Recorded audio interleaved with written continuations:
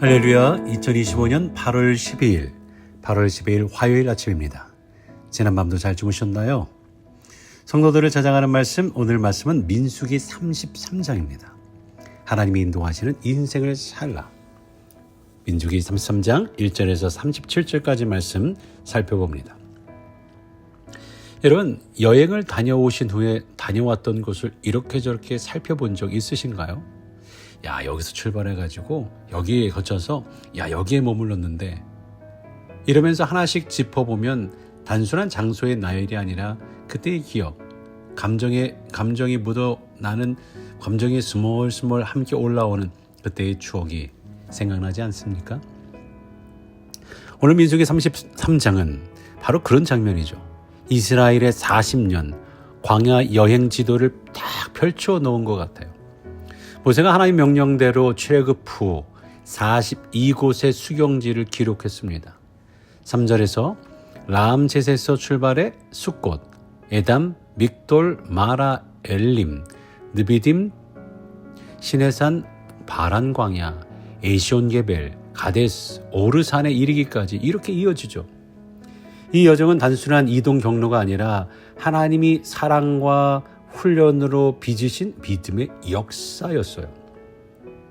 이 42곳 중 어떤 곳은 오아시스처럼 시원한 곳이었을 거고, 어떤 곳은 벅차고 척박하고 힘겨운 광야였습니다. 마치 우리 인생 여정이 기쁨과 눈물, 평안과 고난이 함께 있는 것처럼 말이죠. 그렇다면 오늘 하나님은 왜 이 여정을 우리에게 보여주시는 걸까요? 지명만 쭉 나열되어 있는 거 보면서 오늘 말씀을 어떻게 전해야 되나라는 생각을 했었는데, 왜 이 여정을 우리에게 보여주시는 걸까요? 그 이유를 생각하며 오늘 말씀 함께 묵상해 보기 바랍니다. 특별히 우리에게 두 가지 교훈을 말씀해 주는데요. 첫 번째, 하나님의 무한한 사랑을 기억하라. 하나님의 무한한 사랑을 기억할 수 있기 바랍니다. 이스라엘 백성의 광야길은 하나님의 사랑과 신실하심을 선명히 보여줍니다. 광야 여정 동안 예상치 못한 어려움과 위기가 많았지만 하나님은 늘 그들을 긍휼히 여기시며 끊임없이 인도하셨어요. 3절 함께 읽어볼까요? 그들이 첫째 달 15째 날에 라암셋을 떠났으니 곧 6월절 다음 날이라. 이스라엘 자손이 애굽 모든 사람의 목전에서 큰 권능으로 나왔으니. 능력으로 이끄신 이 사랑의 인도하심은 단순히 출발선에서만이 아니라 여정의 전 과정을 나타냈어요. 홍해를 건너게 하시고 쫓아오는 애굽 군대를 멸하셨죠. 만나와 메추라기로 먹이시고 반석에서 물을 내어 마시게 하셨어요. 또 12개의 샘과 이른 그루에 종려나무가 있는 엘림에서 지친 이스라엘 백성들에게 쉼을 주셨습니다.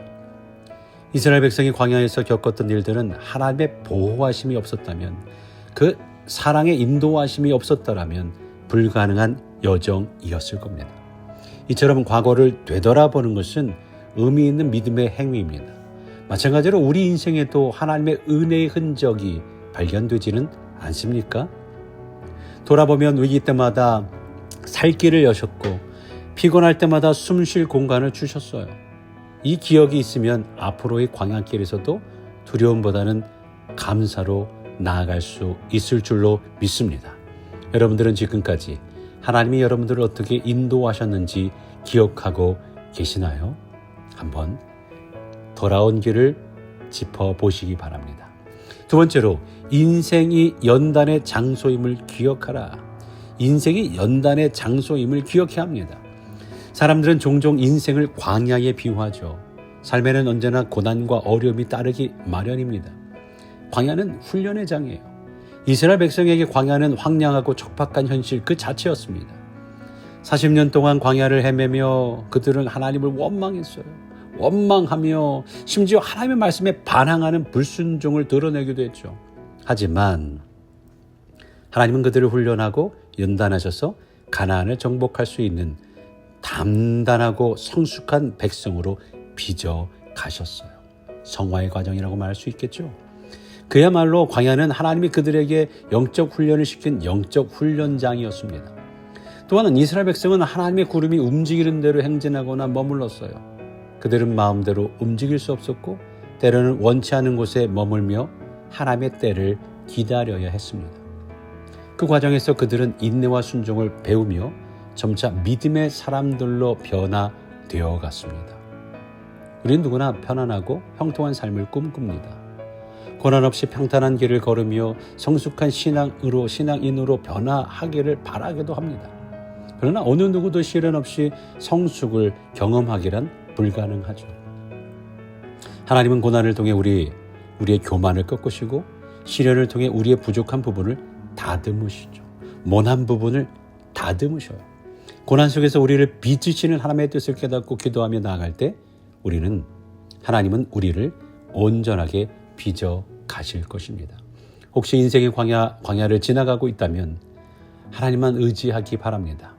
하나님은 반드시 광야를 지나 약속하신 땅 가나안으로 우리를 인도하실 거예요.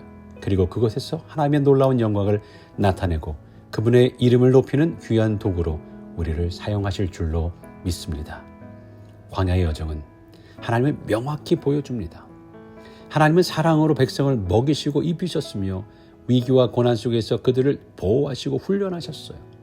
우리의 삶이 호늘로 걷는 길이 아님을 여러분들 기억할 수 있기 바랍니다. 그래서 연단의 시간은 하나님이 우리를 쓰시기 위한 준비 과정인 거죠. 어떤 상황에서도 하나님의 사랑을 기억하고 연단과 성숙을 통해 하나님의 인도하심을 따르는 우리 모두가 되기를 바랍니다. 사랑하는 성도 여러분, 민수기 33장의 여정은 과거 이스라엘의 역사 기록이 아닙니다. 하나님이 함께하신 사랑의 지도, 맵이죠. 이 여정은 이스라엘 이야기일 뿐만 아니라 동시에 우리의 믿음 여정을 비추는 거울과 같은 이야기입니다. 출발선에서뿐만 아니라 중간 경로에서도 하나님의 손길을 발견할 수 있어요. 광야에서도 하나님은 여전히 우리와 함께 하시며 끝까지 인도하실 줄로 믿습니다. 그러기에 흔들리지 마시기 바랍니다. 하나님은 끝까지 우리를 인도하실 것입니다. 그러므로 오늘의 광야도 내일의 가나안을 준비하는 하나님의 훈련의 장임을 믿을 수 있기 바랍니다.